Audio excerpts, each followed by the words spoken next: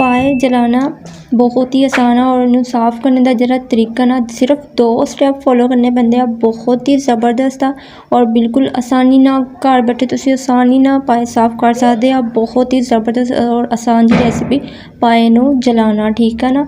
और इनू अग फुल रखांगे चुल्हे ते जला रही हाँ, ठीक है ना। अगर तुसीं गैस ते भी जलाओगे ना अग फुल ज़्यादा रखनी आ और ये जो सारे बाल जल जाएंगे ना, ठीक है ना।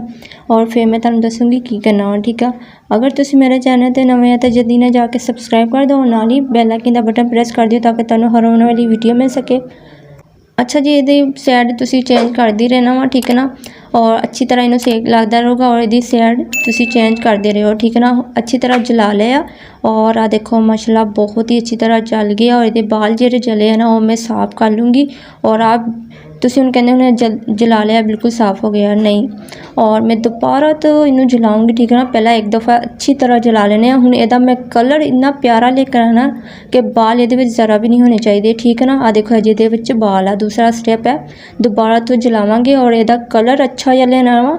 कलर इहदा इदां दा तुसीं कर लेना गोल्डन, बिल्कुल गोल्डन होना चाहिए वा और बहुत ही अच्छी तरह फिर साफ़ होएगे। अच्छा जी, मैं एक पाए नू जलाऊँगी, ठीक है ना। और दूसरा मेरी सिस्टर कहती है ये तो इन्ना मुश्किल काम ही नहीं है, मैं कर लूँगी है, ठीक है ना। मैं कहा चल ठीक है, एक मैं चलाती है और दूसरा तुसीं खुद कर लियो, ठीक है ना।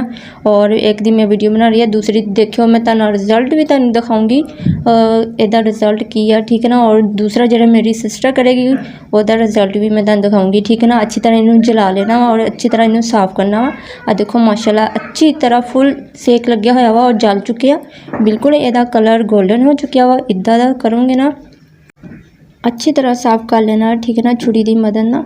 और बहुत ही अच्छी तरह जल चुके हैं। इहदा कलर भी गोल्डन हो गया वा, ठीक है ना, ब्राउन जो अच्छी तरह जल गया वा। और ये बाल बिल्कुल साफ़ हो जाएंगे, बाल बिल्कुल साफ़ और अच्छी तरह जल चुके हैं। ये सिर्फ 2 दफ़ा सेक अच्छी तरह लगाना पैंदा वा। अग बिल्कुल तेज़ रखनी है, ठीक है ना। चाहे तुसीं गैस ते करोगे या तुसीं चुल्हे ते, ठीक है ना। चुल्हे ते बहुत ही अच्छी तरह हो जाते हैं। देखो अच्छी तरह ते मैं जला लिया, ठीक है ना। दूसरा इहदा स्टेप आ जी इहदी पब्बी है ना, इहदा जरा जूता वा वो मैं उतारना वा, ठीक है ना। इनू मैं अच्छी तरह सेक लगाऊंगी। आ देखो माशाल्लाह अच्छी तरह साफ़ हो चुकी है ये।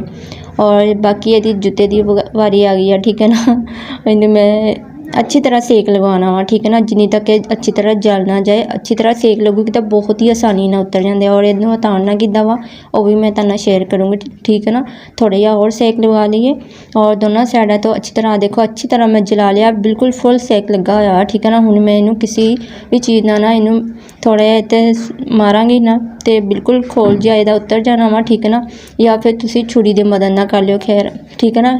जो ਇਹਦੇ ਵਿੱਚ ना पानी हुंदा वा तो बहुत गर्म सीगा, इस तो मैं कहा छिट्टे वगैरह पैन के मैं छुरी ना कर लेंदी है, बहुत ही आसानी ना छुरी ना भी उतर जाते हैं, ठीक है ना। और अच्छा साफ़ पानी लूँगी, साफ़ पानी लेके ये मैं भिगो दूँगी। दूसरा भी मेरी सिस्टर ने साफ़ कर लिया, उसका रिजल्ट भी मैं तुहानू दिखाऊँगी, ठीक है ना। सिर्फ 10 मिनट मैं ये पानी ते डिप किया, ठीक है ना। और इनू यदि जी मेल वगैरह वा ना वो अच्छी तरह साफ़ हो जाएगी। आ देखो माशाल्लाह अच्छी तरह साफ़ हो चुकी है। आ देखो मैं साफ़ किया सी। और दूसरा मेरी सिस्टर ने देखो अनारी बंदा ना अनारी हुंदा वा और देख सकते हैं उस्ताद ही आ है ना। हुण तुसीं समझ गए हाँ, देखो दे काम। खैर मैं तो इनू साफ़ कर लेना वा ना। जो वाइट नज़र आ रहा ना हिस्सा बिल्कुल इस तरह का कर लेना। खल वगैरह मैं यदि उतार लेनी है, ठीक है ना। दूसरी वीडियो तो मैं काफ़ी बारी तुहानू दस्सिया वा। अपना बहुत सारा ख्याल रखियो। ओके, अल्लाह हाफिज़।